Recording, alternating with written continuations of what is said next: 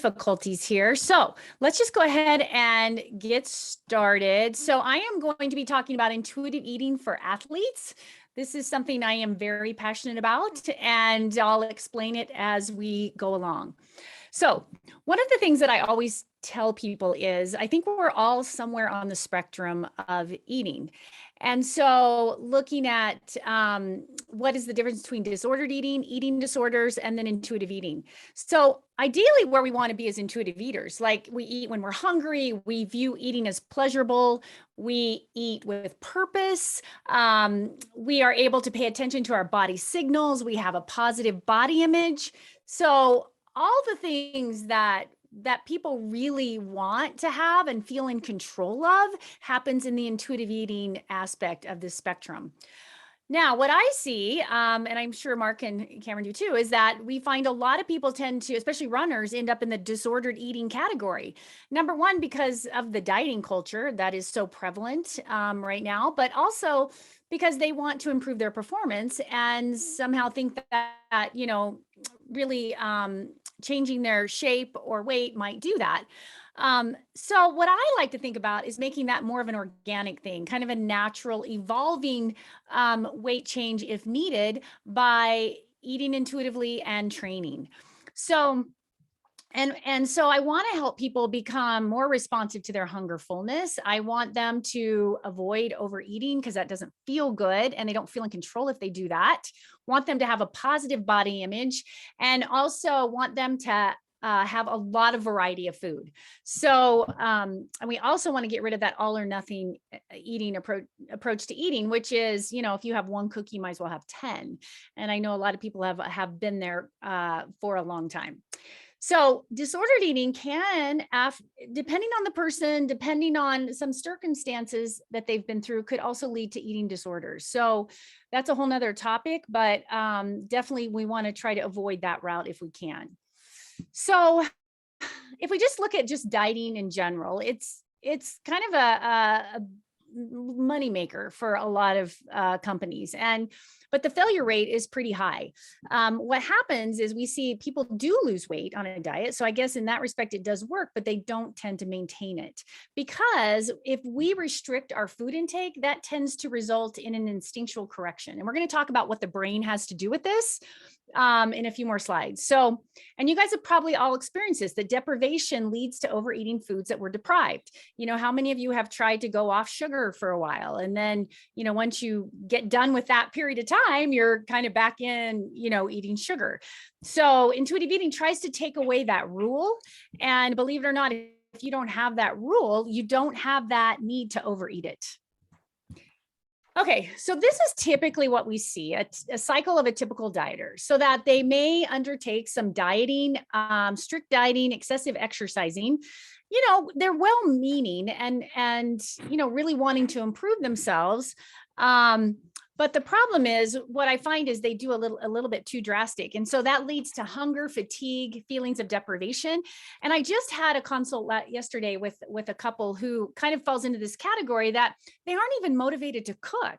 And they don't even relate that to not being nourished. So they've gone on such a strict diet. They don't eat a lot during the day. And so nobody feels like cooking at night. And so their variety of food has just gone very short. But that when we're hungry, we're going to be obsessed with food, right? I mean, that's just the way our bodies are. And so then what can happen, because we need that sugar intake, especially if you're a runner and you're exercising, you need carbohydrates in your muscles. You're probably going to start realizing, hey, I'm craving sugar. And so then you might eat that, you start to feel guilty. And then that all or nothing thinking, oh, well, I've already blown it, might as well keep going. You have a little bit of relief from that because it feels good because you were hungry. So you satisfied a physiological need, but you sort of overshot it. And then we have those feelings of shame and, getting right back on it tomorrow, I'll do better. So we want to try to really just kind of knock this out with that first step, is just kind of avoiding those food rules and strict dieting. So the definition of intuitive eating is really kind of a nutritional approach that teaches you how to create a healthy relationship with your food, your mind, and your body, where you are the expert of your body. Like, you guys know when you're hungry, you know when you're full, or if you don't, I can help you, and intuitive eating can help you figure that out again. But we tend to not trust ourselves and don't think that our body can do that for us. So we learn how to distinguish between eating when you're bored or eating when you're hungry, and all that, everything in between. So what is intuitive eating and what makes it special? Well, the one thing I think that is just so cool about it is it makes forbidden foods ordinary. And I've just had just some recent success with a few clients on this. And they're like, wow, that one of them went on a cruise and she's like, yeah, I didn't overeat. I didn't feel like I had to overeat because, I know I can have the food when I want it. And she goes, that's the first time. They go on cruises a lot. And she said, this is the first time I've gone on one and didn't feel sick when I got done eating. It kind of stops that roller coaster of dieting. There is structure in this approach, though. It's not the structure people might be looking for because they tend to want to count calories or follow a meal plan, but there is structure in what your body is telling you. And it does create a healthy relationship with food, because when you allow all foods, you get to decide what you really want rather than the diet dictating what you want. And what the research, there's so much research now on intuitive eating. And so what we find is the characteristics are that intuitive eaters do tend to have a healthy body weight, or kind of are at their natural body weight. They don't focus on being thin. They eat a variety of foods. They appreciate their body, listen to their body cues. And we also look at the fact that they also tend to be pretty healthy, like their HDL and their triglycerides, their blood lipids are in where they need to be. So we find we just find they don't eat disorderly. So there's a lot to be said for some of the structure that comes from our body's signal attention. So a couple of years ago, I did a group with some of the football players at Weber State, and we called ourselves the Big, Bold, and Beautiful. And we met weekly, and these guys, if I remember correctly, they were on off season. They were wanting to lose a little bit of weight. And so I just kind of helped them do some intuitive eating and really focus on avoiding restrictive diets. So we did that, and they were able to maintain their lean body mass and kind of get their weight back to where it needed to be. So now intuitive eating, I do want to say right up front, is not a weight loss program, but I wanted to make sure that these guys didn't do anything crazy, didn't starve themselves and get into that all or nothing type of eating. So it was pretty fun working with them. So these are the intuitive eating principles. There's 10 of them. And sometimes we kind of pick and choose which one of these we want to focus on, but most people need to start out with rejecting the diet mentality. I mean, that's absolutely something that most people fall into. Then we look at, how do you honor your hunger? What does that look like? What's the difference between primal hunger and biological hunger? Learning how to make peace with food so we don't see food as good or bad. Challenging the food police, that voice in your head that says you shouldn't have this food. Learning how to feel your fullness. And, sometimes there can be a lot of sadness in that if you get full quicker than you really want to be done. So people have to learn to sit with that, kind of developing some emotional muscle around, I really want to keep eating because that's what I normally do, but I'm full right now. So I guess I'll stop. And after you go through that a couple of times, your body learns that just feels so much better. So there's an initial sadness, but then it kind of goes away because you feel really good.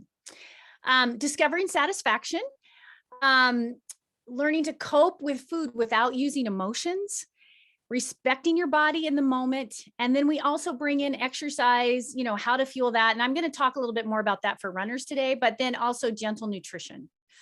Now, there's one of these, you guys, I have to tell you, that is the reason intuitive eating works. And it may not be what you think it is. I don't know, Mark, can you jump on? Would you want to guess which one it is? Ooh, so which one is kind of the... the reason intuitive eating people can stick with it. I'm going to go with number 6. Oh, you got it right. I am so impressed. Oh my gosh. Yeah, I'm so impressed. Oh my gosh, good for you. Nobody ever gets that right. Gold stars all around. Oh, I love it. So, okay. So, and the reason being, you guys, we're not going to stick with anything if we're not satisfied. So Mark, why did you pick that? I'm curious, how did you?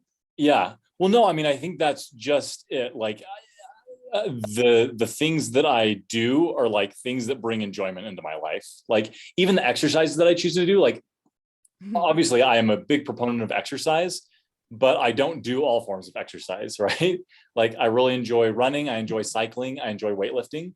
And some of the other things that I've tried, like they're great, but they just like I didn't get a ton of satisfaction. I was just like, oh my gosh, I'm dying. I hate this. Yeah, yeah, yeah, Right. yeah. And so that one just kind of stuck out to me like, okay, if someone's really going to be successful with I this, like like that. I think I they've got like to enjoy that. it. Yeah. Yeah. I remember the time I tried a hot yoga class that I started, and I went with my girlfriend who's like 6 foot tall. So when but then the reason I made that point is because when we left the room, it was a big exit. It wasn't like I just started panicking. I'm like, I can't do this. Couldn't wait to break a sweat. And I just left. And she's like, what the heck? So she just followed me out. Like it was so funny. We could not get back in. But anyway, but good for you guys if you like hot yoga. But anyway, yeah. So I think that's a great way, Mark. Like that's so cool. Like just applying that to eating, right? Like, why wouldn't we want to enjoy our food, you guys? It seems like it's almost, we're not supposed to anymore. It's just supposed to be healthy. We don't have to enjoy it. I always like to tell this quick story about, we have a neighborhood luncheon. And so we go to everybody's houses. And at one point in time, I was really the youngest one there. So we had a lot of older women who like really like to cook, and it was really fun to eat their food. But I remember one of them in general had made this cake, and my neighbor Beth was like, she was so enjoying the cake. Like, I mean, it was almost like When Harry Met Sally, one of those type of things. She was kind of like, like just kind of had her eyes closed, was really listening. And she was kind of irritated that we were still talking while she was enjoying her cake. And I just thought, that is just so cool that she could enjoy that cake, right? Like, I just think that Yeah. is right? Like, why That's an can't we? experience. I know. Yeah. Okay.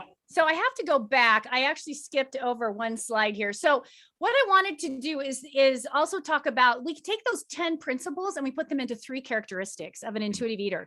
So one, again, is that unconditional permission to eat. So really allowing yourself to eat what you want. And so what it might look like is if you've been avoiding pasta, yeah, maybe you have pasta, and you might have a little bit of overeating initially because you haven't had it in a while, but then eventually your body's going to be like, oh yeah, this is the right amount to eat. This feels good. Eating for physical rather than emotional reasons. And then again, that reliance on internal hunger and fullness to tell us when we eat. And, as athletes, we have something called interoceptive awareness, where we have this ability to really tell how our bodies are doing. When we're exercising, we're always scanning our body. How much more energy do I have left to do this, lift this weight or run this extra mile or whatever. So we can apply that to food, but it does require paying attention. So why is eating hard? And I think a lot of this is a lot of the information that's out there, like it's overwhelming, right? Like I'll have clients come to me and say, yeah, I don't eat bananas because they're fattening. So, that's some of the information they've gotten. So it's just really, and carbohydrates have gotten a bad rap, right? So it's kind of, walking through that process and, what does that look like? And then there's sort of this pressure sometimes we put on ourselves that people, and I hear this all the time, you guys, that people won't respect you if you don't eat a certain way, or, and that's just something, a mental thing, a block for you that we kind of need to work on. And then, kind of this worry about food. Am I eating the right stuff? Am I fueling my body the right way?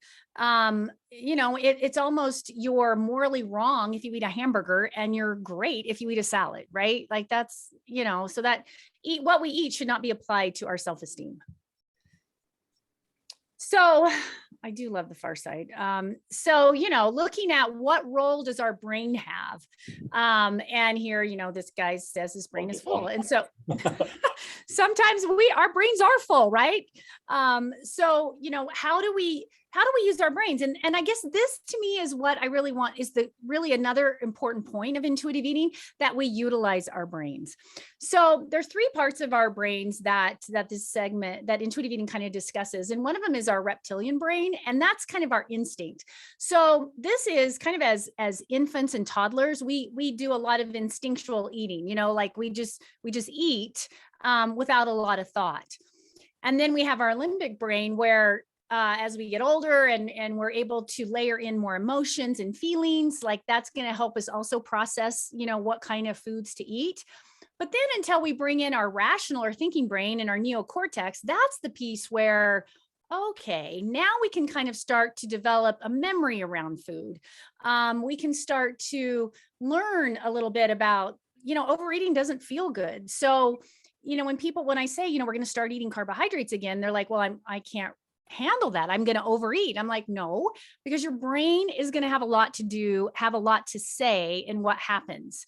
And so you can trust the fact that a lot of our hunger and fullness cues are in our brain. And so we can learn to trust that and pay attention. And, taking into account some of our feelings and emotions, but our rational brain will tell us, oh, I'm only eating because I'm bored, or I'm only eating because I'm upset. So our rational brain can sort of take over, if you will. So that's kind of the cool part of it. It's not just your tongue and your stomach. We got our brain going on as well.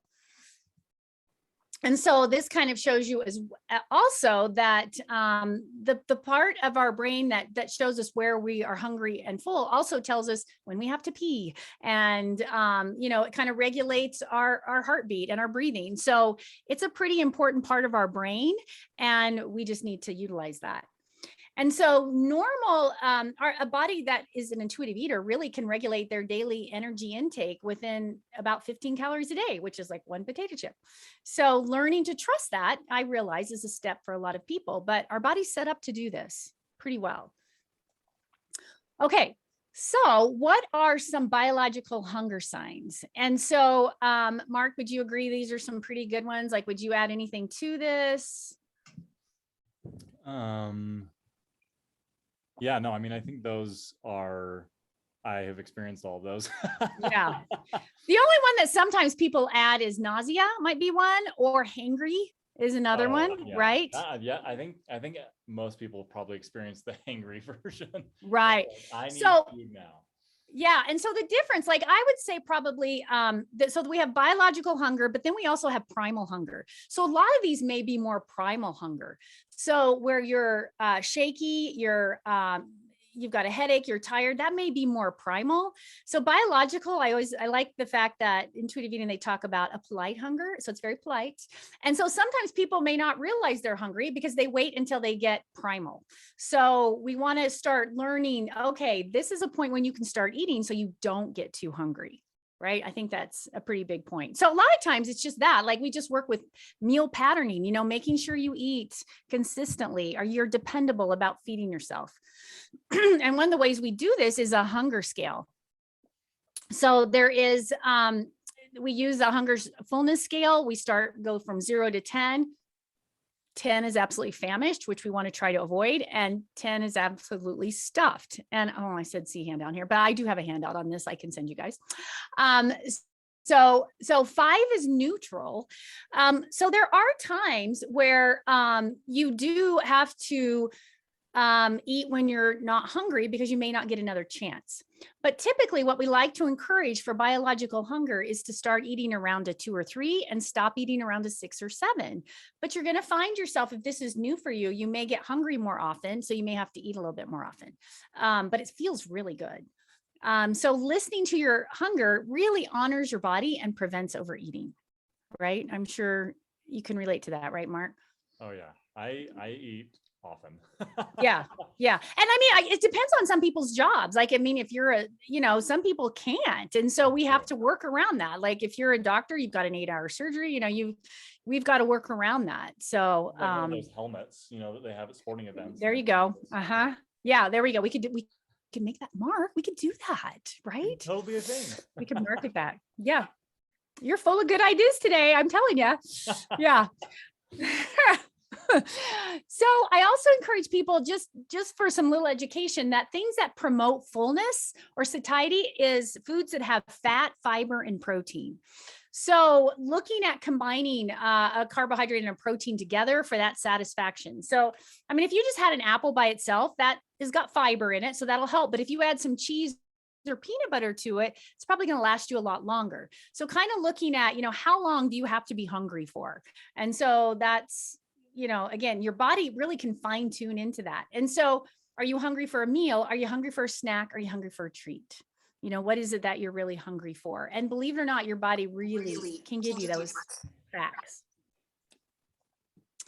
Okay, we're going to look at types of eaters, and realizing that you may fall into a category certain times of the year and other times may not. So if I have students, they may change when they're out of school or in school. And athletes may change if they're in season or out of season.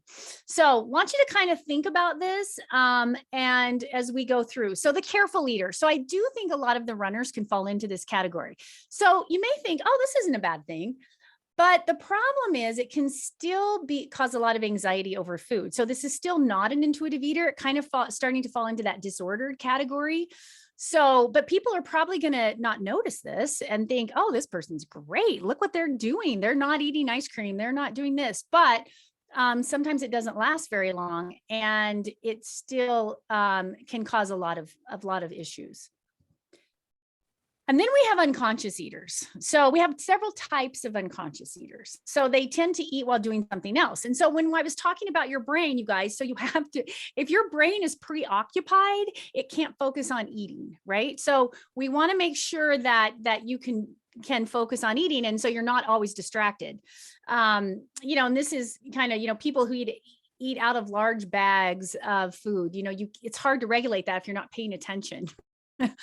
And there's been some fun studies done with people who go to movie theaters and who eat stale popcorn, like 2-week-old popcorn, and they'll eat it because they're at the movie theater. They aren't tasting it. They're just eating it because they're there.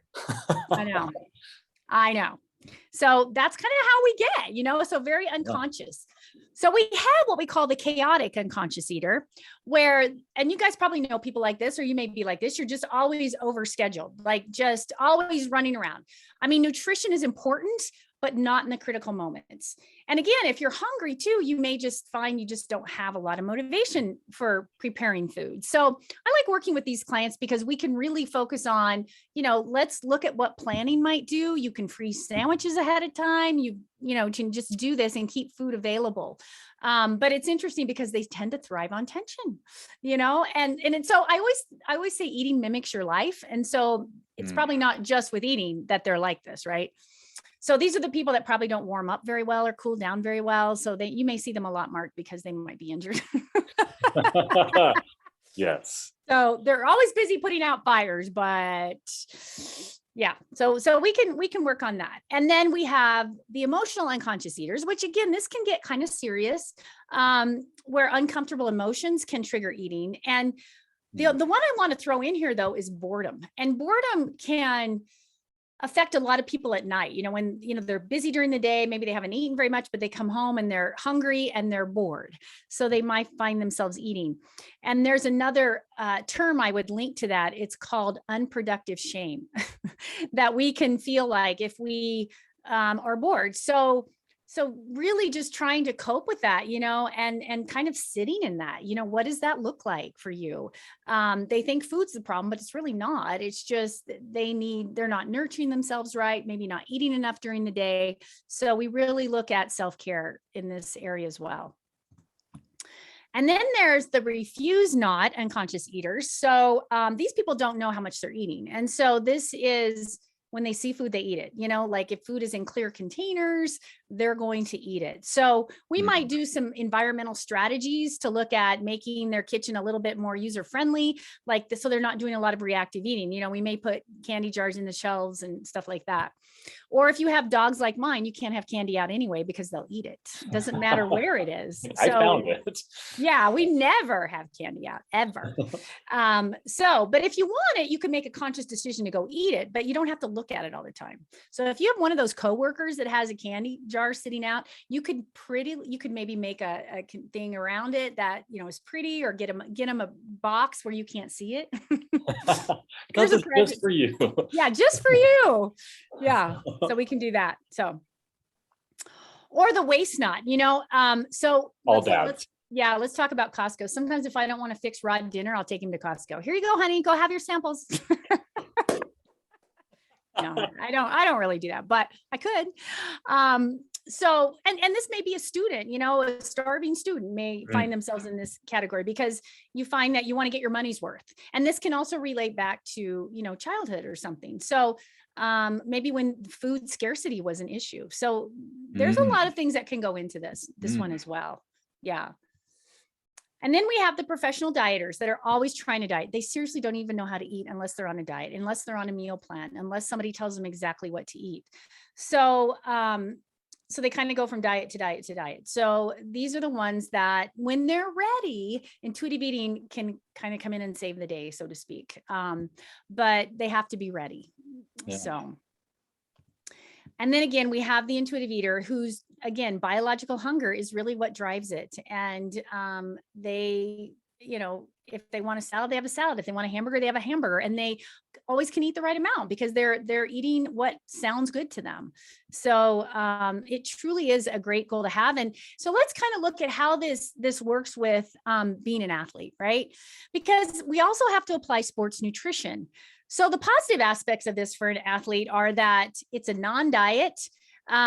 It can help during injuries, you know, because a lot of athletes panic. Oh, I can't run, I'm going to gain weight. Well, not if you're intuitively eating, your appetite's going to go down. So again, it allows for that weight maintenance during off season. And then if my college athletes too, you know, once they learn this, then they don't have to worry about weight gain after college either, because they're listening to their body cues. What I find is though, with athletes, it looks like you really, you know, sometimes have to push hydration. You have to, you know, make sure you've got protein in each meal and carbohydrates as well. So you may have to eat when you're not hungry, and you may have to do that timing of sports nutrition around your sport. So for my runners, you may not feel like eating after you run, but you need to get some nutrition in. So there's times like that when we have to, okay, we can't quite apply the hunger fullness. We've got to really listen to the sports nutrition.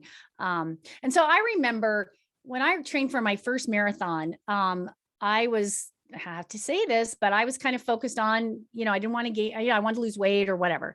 Well, that wasn't exactly what happened. I actually couldn't wear my jeans after a while. Like, it was so funny, like, because I wouldn't eat much during the run. And so then I was so hungry after. Well, fast forward 17 years later, when I finally did my second marathon, because it wasn't that much fun. I was like, wow, like I'm eating more during my run and I feel great afterwards. Like I'm not as hungry. And so, I could wear my jeans. There you go. A double plus. It's good. Yeah, it just was sort of, I mean, I didn't really care too much, but it was like, wow, like I can really tell a difference when you fuel appropriately. So I think, again, ways to increase your intuitive eating awareness is to use that hunger scale. You know, that's one way to think about it. Don't eat too quickly, because then it kind of, we really want to make sure your body's registering that you eat. And initially don't eat while multitasking so you can really focus. Practice using gentle hunger so you don't get too hungry, and also that gentle fullness, and then eat foods that are satisfying. And so I think that, again, there's also, you guys, a workbook for intuitive eating, which I'll show you when I get done with my slides here. And so there are some things that we can do. And then also I have a masterclass on intuitive eating for athletes, which I think we're going to link that in there, which it's an 8-week course. It's online.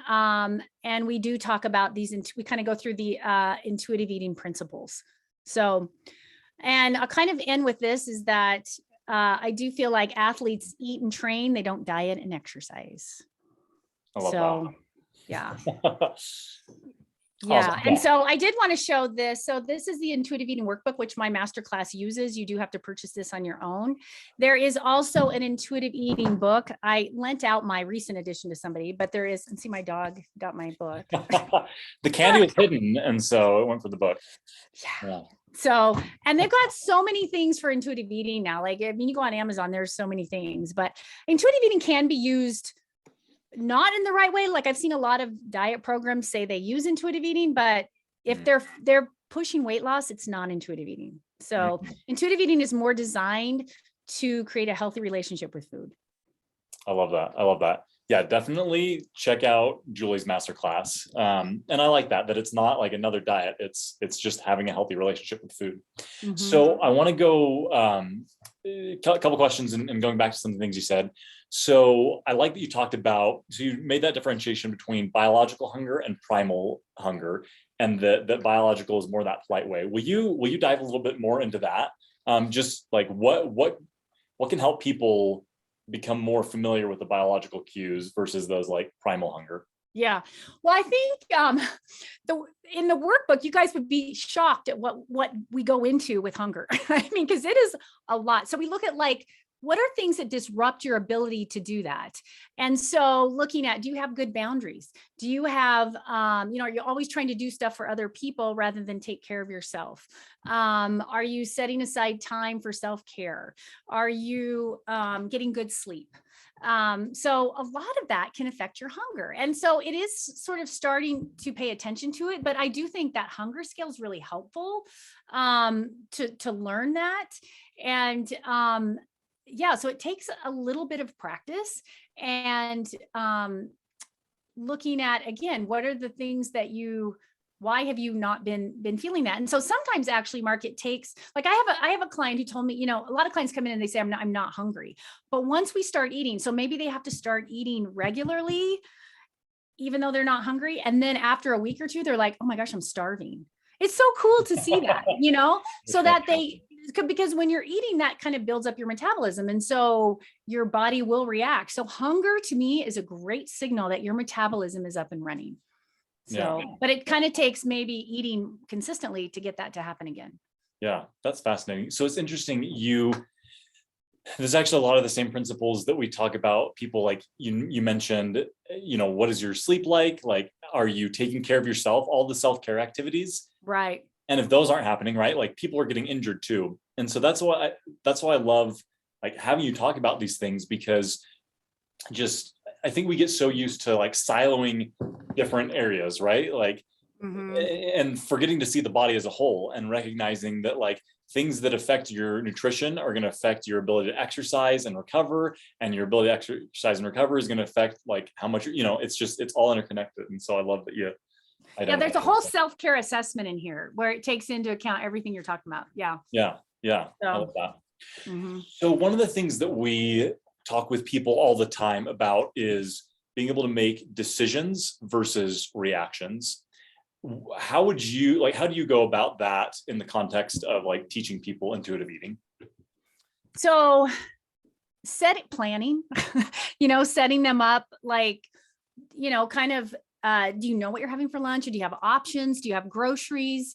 Do you have food with you, so that when you are hungry, and if they want to eat out, that's great. We can work with eating out. Sometimes that's self-care, right? But if they want to learn to, make more food from home, this is what it looks like. So we do sort of work with, so planning, I think, is probably the biggest area.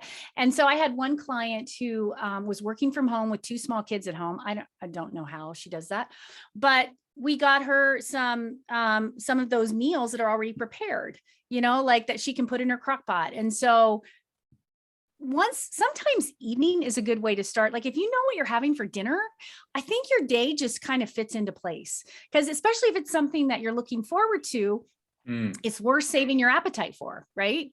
So maybe starting with planning dinner and then, kind of working through that. We do that a lot too. Yeah.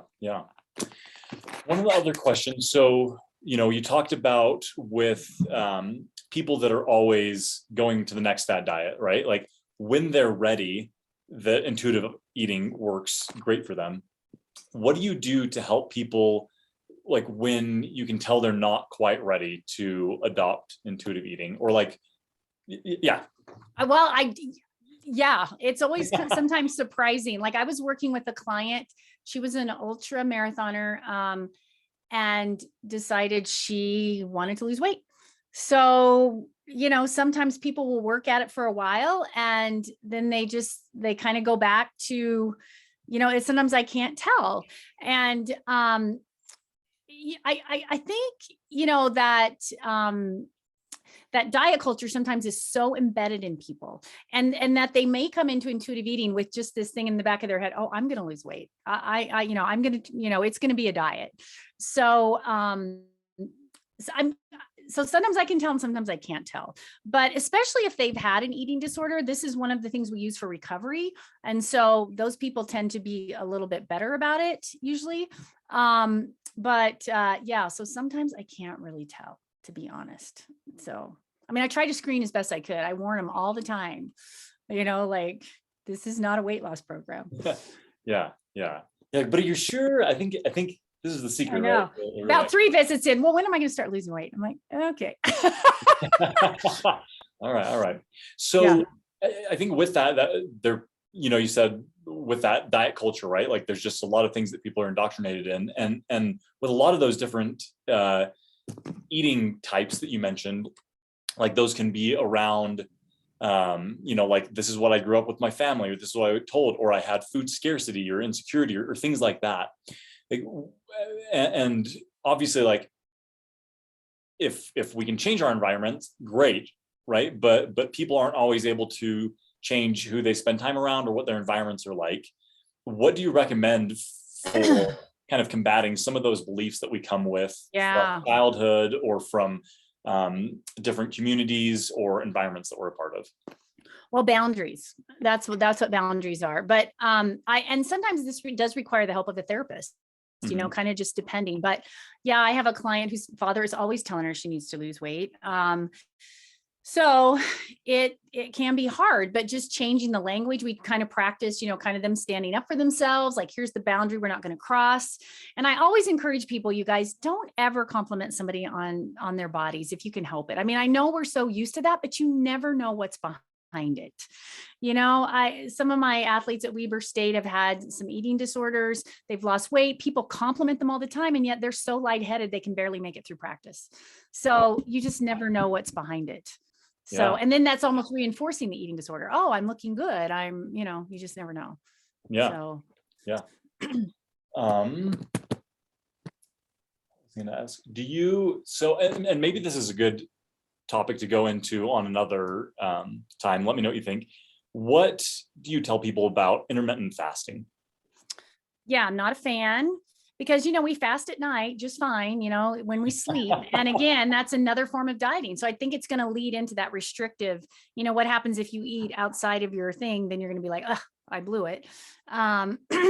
So I'm not a fan. I don't think it's really, it's almost like we're just, after a while, it's like, what are we going to eat? Air? I mean, I don't know. Like, have you ever seen that? There's people that could, like yes. say like, I survive on air and the light the sun gives. I mean, and sometimes people combine keto with intermittent fasting. I'm like,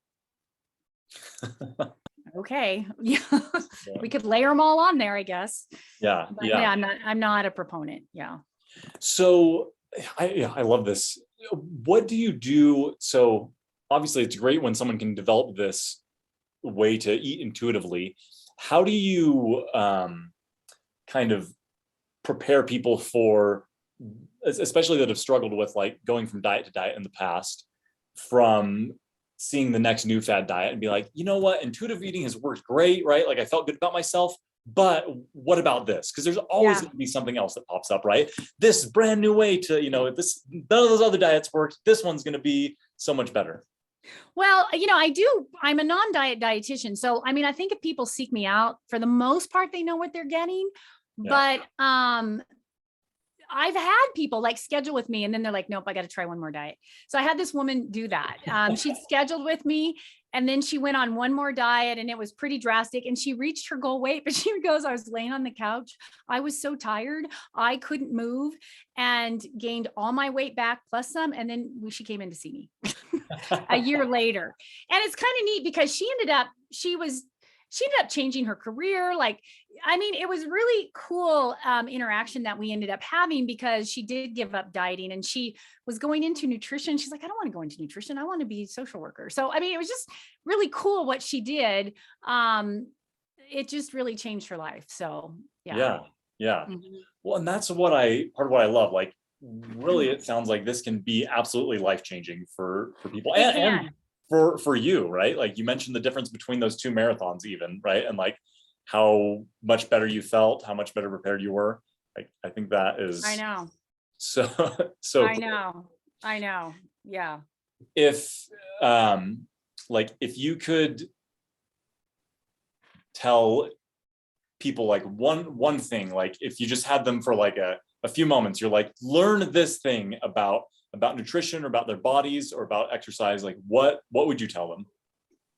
I think that you're in control, that you are totally in control of your body and you have control at all times. So that's what I mean, people really want that. They want to be in control of their eating. They don't want the food to be in control of them.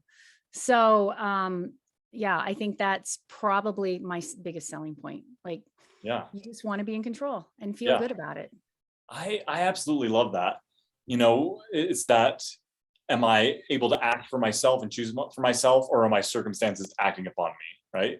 It's the same Yeah. thing in getting back from an injury, right? Like if you have that internal locus of control, right? Like I can do things, I can make it better, like I can improve, I can get better, I can feel better, versus, oh my gosh, this happened, this terrible thing happened to me, I don't have any control, my life's so hard, right? Not that circumstances aren't difficult, because they can be, but having that, I love that. Like I'm in control of my body, and I can puts food in its place. Yeah. Food is nourishment, not to regulate emotions. So yeah.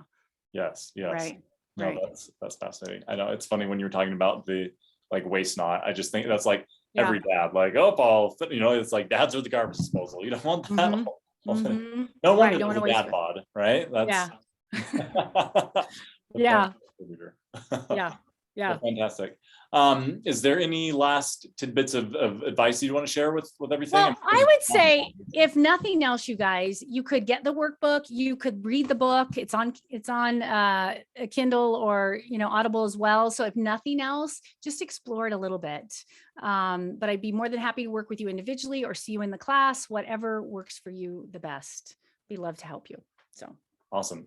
Love it. Yeah, definitely. That's an 8-week course, right? Yeah. And Julie is just so fantastic. You'd be well served by getting that course and going through those principles. So, yeah. Well, awesome. Well, thanks so much for coming on today. Okay. And we'll definitely have to bring you on again. We love getting to talk with you. Love it. Okay. All right. Thanks, you guys. All right. Bye. Bye.